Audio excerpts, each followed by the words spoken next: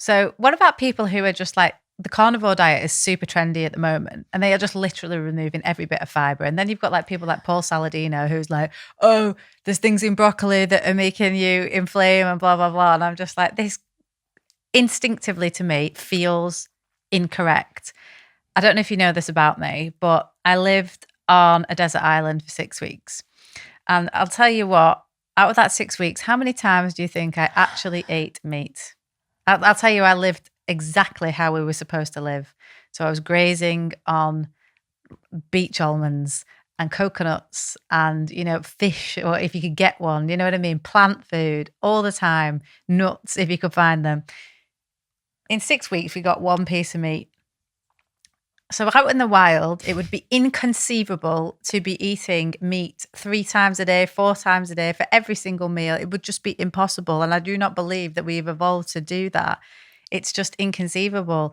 There's another guy on social media who is literally selling the dream of like, yeah, you can reverse cancer with the carnivore diet. And I'm like, what are you talking about? Like literally, what are you talking about? Because I am somebody who's literally lived and breathed how we were meant to live 6 weeks long. Ship them all off to the desert island. Yeah, I honestly felt like saying that to him. I would take him to task over this and say, I'll tell you what, let's go and put you on the Pearl Islands and see how you crack on and see what you managed to get in 6 weeks. Yeah. So the carnivore diet, super trendy.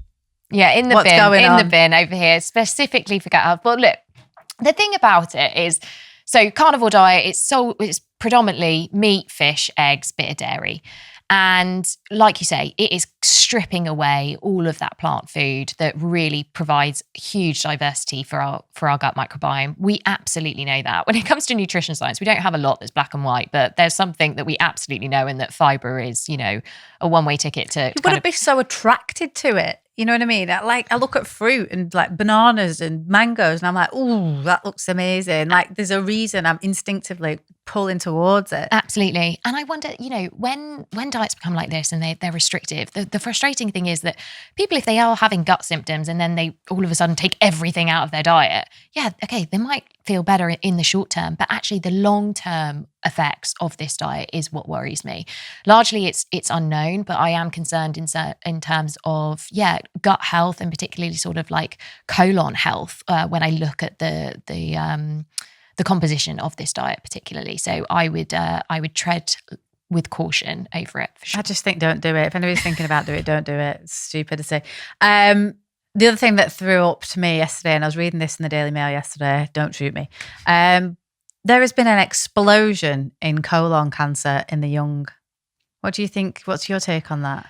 Yeah, it's colon cancer and the boom of it is incredibly worrying. And I think that, if we can get more messaging out there around a plant, increasing plant diversity sort of a diet would certainly help, increasing our fiber. We know in the UK, we are absolutely falling short of what we should be eating in terms of fiber amounts, 30 grams. And no one's doing that. The majority of us are having about 18. So I don't think I do. Do you do it? I think I do, but it's a real conscious effort. Yeah. Maybe not today because I'm on the go, exactly. But it's only when I'm really, at home. It's difficult, isn't it? It is. Yeah. I mean, I do try, if I'm making a curry or something like that, I put in chickpeas, kidney beans, things like that, haricot beans, try and bulk things out. Definitely. It's all about kind of like little swaps. So, and I think when it comes to fiber, if anyone's eating currently 5 grams and is now like, I need to eat 30 and goes all of a sudden up to 30, they're going to be like, I listened to this woman and she doesn't know what she's talking about. I feel terrible. I get it. I hear you. Just come back to this point in the podcast where I remind you to go low and slow and also keep drinking a lot of water because fiber draws water into the bowel. Yeah, there we go. Fiber draws water into the bowel. So you need more of it to, put it nicely, keep everything ticking through really smoothly.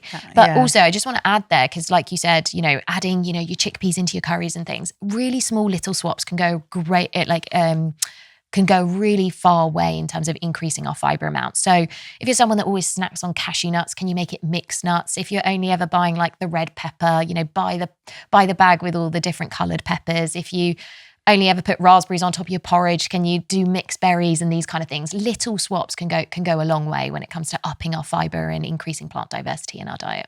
Yeah, definitely. that is something I'm more conscious of, and like just hide it from the kids as well. Like put mushrooms in with like the chili, Great. kidney beans. Also cheap as chips, that stuff. Yeah, of course Get it it in, is. get it in there, bulk it out. Yeah, but if they knew, then they would,